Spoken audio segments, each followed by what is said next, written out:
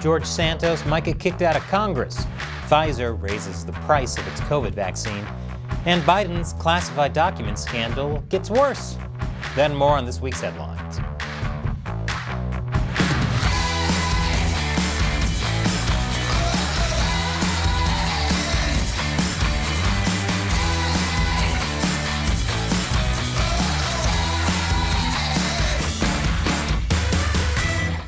Welcome to America Uncovered. I'm Chris Chappell. New York City Mayor Eric Adams visited the southern border and said there was no room in his city to take in more illegal immigrants entering the country. He also called on the federal government to do more to solve the issue, saying, "This is a national problem. We must have real immigration reform, and we must immediately have a short-term fix of making sure that the cost of this does not fall on our local cities." He knew it was bad, but upon seeing it firsthand, it was even worse than he could have imagined. So the border is just like the new Velma show. They decided to make an edgy cartoon about a talking, mystery-solving dog and didn't even include the dog. Congrats! You managed to make an even worse Family Guy. Seriously, who is that show for? Speaking of shows I'm surprised people are watching, the Miss Universe pageant. Miss USA Raboni Gabriel from Texas won the title of Miss Universe, confirming what many Texans believed all along, that America was the center of the universe. USA! USA! However, the competition faced some controversy. The pageant's new owner, transgendered businesswoman Ann Jacra-Judatip, was accused of rigging the contest for Miss USA, a pageant she also owns. But I think the bigger controversy is that the Miss Universe pageant only has contestants from Earth. It's like how 96% of teams eligible for the World Series are American. So enjoy your crown, Miss USA, but no, it's a hollow victory until you defend it against contestants from Venus. Everyone knows they're the hottest planet. Speaking of people who maybe shouldn't hold the position they were voted into, George Santos. Santos is facing multiple allegations of violating federal campaign finance laws, including accepting more than the legal limit of donations from individuals, not disclosing where the donations came from, and using donations for personal and business expenses. You know, I'm starting to think this George Santos guy isn't very trustworthy. Santos even lied about being a college volleyball star at a college he didn't attend. Okay, but please tell me he didn't also lie about his high school athletics career, where he was a star Quidditch player at Hogwarts. Slytherin, obviously. Santos actually may face consequences for his dishonesty, unlike most politicians. He's currently being investigated for lying about his background while on the campaign trail. And the chair of the House Oversight Committee said that Santos will be expelled from the House if it's discovered he broke campaign finance laws. Wow. If you lie too much, even for Congress, you know it's bad. However, even if it is discovered that Santos broke campaign finance laws, the odds of him getting kicked out of the House are still slim. That would require 2/3 of the House voting in favor of ousting him. And House Democrats have accused House Republican leaders, including Speaker of the House Kevin McCarthy, of being aware of Santos's lies before the election, but not doing anything about it. Although I'm not sure if I believe these accusations. After all, that would imply that Kevin 15 votes McCarthy knew what he was doing. But Republicans might change their mind if recent allegations are true that Santos used to perform as a drag queen in Brazil back in 2008. Because lying about your education, employment, ethnicity, and breaking campaign finance laws, that's fine. But wearing makeup and a dress? That's where Republicans draw the line. Well, sometimes. Politics is so weird. Santos denied claims of performing in drag despite photo evidence. He's faced several calls to resign, many coming from fellow Republicans, but Santos has thus far refused to step down. Although he did say this week he would resign if 142,000 people asked him to. But I was elected by 142,000 people. Until those same 142,000 people tell me they don't want me, we'll find out in 2 years. Former Republican Representative Adam Kinzinger took Santos up on his offer and started a petition asking for 142,000 signatures demanding Santos's resignation. It should be noted, however, that Santos said he'd step down if the 142,000 people who elected him asked for it, not just any 142,000 people. You can tell Kinzinger misses being in Congress because he's still trying to get votes for things that will do nothing and are a total waste of time. And even if the people who elected him wanted him out, I suspect George Santos might not be the type of guy who keeps his word. At this point, I don't believe anything coming from Santos. I don't even believe him when he says he's a human. I think he's a spy sent here from Venus, planning a hostile takeover of the Miss Universe pageant. More after the break. Welcome back. Experts are warning that the U.S. isn't taking COVID precautions, such as masking and getting booster shots, seriously in the face of another surge of infections. To be fair, it's hard to take them seriously when they're acting surprised that people aren't taking them seriously. Are you new here or something? Have you been in a coma the last 3 years? The vast majority of Americans haven't received the latest bivalent COVID booster, which isn't a surprise given the poor messaging during the rollout, and studies suggesting they don't offer any extra protection against infection compared to the original shots. And it probably won't help that there's a possible safety issue with Pfizer's bivalent booster. It was discovered there's a potentially small risk it could lead to non-fatal strokes in people over the age of 65. But I'm sure this was discovered by some conspiracy nuts, right? Oh, it was identified by the Center for Disease Control and reported by CNN. The CDC said despite the possible small chance of risk, people should still get boosted. It isn't totally safe, but you should do it anyway?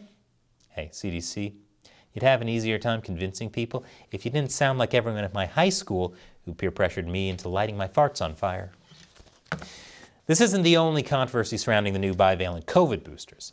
Several vaccine advisors to the FDA reached out to CNN and voiced their frustrations with Moderna and government scientists over the data they were given regarding these new boosters.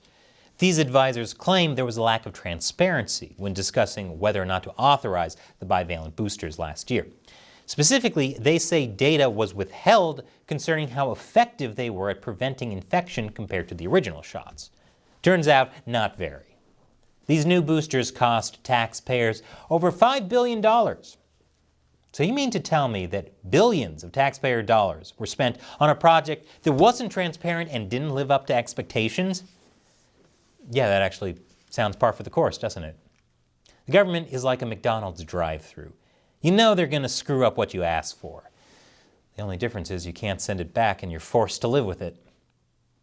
A member of the Vaccines and Related Biological Products Advisory Committee, an organization that advises the FDA, said, "I was angry to find out that there was data that was relevant to our decision that we didn't get to see. Decisions that are made for the public have to be made based on all available information, not just some information, but all information. This would be shocking if it didn't come from pharmaceutical companies. I believe George Santos was a star Quidditch player more than I trust them." With all these issues surrounding the new boosters, you'd think now would be the time for Moderna and Pfizer to take a step back, reassess, and make a plan to regain everyone's trust and confidence. You'd think that. Instead, Pfizer announced plans to raise the price of their new vaccine by over 400%, and Moderna is considering following suit. I'm sure that will encourage the majority of Americans who haven't received the new bivalent booster to finally get one. It's the exact same thing, only now more expensive? Sign me up! Which might actually work, after all, that's the business model for every new iPhone. The drug companies are raising the price because federal funding for COVID vaccines will end this month and will start being sold commercially. So if you want one, you either have to pay out of pocket or have your insurance cover it. Despite the rise in cost, Pfizer's president of global primary care claimed the vaccine would still be free and that health insurance companies will pick up the cost. He said, "Based on our current understanding, when we enter a traditional commercial model, anyone with commercial or government insurance who is eligible to be vaccinated should be able to access the vaccine without any out-of-pocket payments." Not sure how much faith I'd put in the industry that also thought overprescribing opioids would be a great idea. Some are defending this price increase, saying it's required since the companies will still need to do research and development on new versions of the vaccines, and that health insurance companies will ultimately pick up the check. And I'm sure there's no way that will lead to health insurance companies increasing their premiums for all of us, because everyone knows insurance companies are completely altruistic. So to summarize, Moderna and Pfizer want to jack up the price of vaccines, even though their vaccines were funded by taxpayer dollars, then later proven to be not very effective as boosters, and also the companies withheld data during clinical trials. But these companies swear they're not just trying to make a profit, and that insurance companies will take care of everything with no negative effect to the consumers. If you believe that, then George Santos has some swampland in Narnia to sell you. And after the break, 18-year-olds may soon be eligible to run for office in Arizona. Welcome back. Arizona legislators announced a bipartisan bill that would lower the minimum age requirement to run for elected office from 25 to 18, which is absurd. I mean, they were allowing 25-year-olds to run for office? Look, as crazy as it sounds to have 18-year-olds in government, honestly, I'd prefer it to having 80-year-olds. Teens still haven't had to have their knees, hips, and teeth replaced yet, so it'd be nice to have a politician where at least one thing about them isn't fake. In a statement announcing the legislation, Arizona State Representative Matt Gress said, "Arizona's young leaders are resilient, having overcome many personal, unprecedented challenges, like a global pandemic. I'm honored to push this legislation forward that encourages more young people to participate in the legislative process." He's essentially saying 18-year-olds are qualified since their generation has already gone through so much. 2 economic collapses, a pandemic, and now the return of El Nino. Didn't have that on my 2023 disaster bingo card. Kids these days are eligible to run for office since they've been through so much stress, it aged them prematurely. Look at me. I'm only 14. Speaking of people of questionable age holding office, Joe Biden. Lawyers found a third batch of classified documents misplaced by Joe Biden from his time as vice president. This batch was found in his private library at his Delaware home. The other documents were discovered in Biden's garage and his former offices at a Washington think tank. White House lawyers said, "I'm confident that a thorough review will show that these documents were inadvertently misplaced and that the president and his lawyers acted promptly upon discovery of this mistake."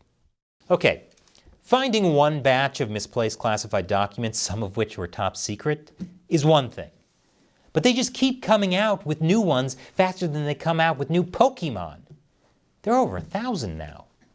The only difference with these misplaced classified documents is that it's way more important to catch them all.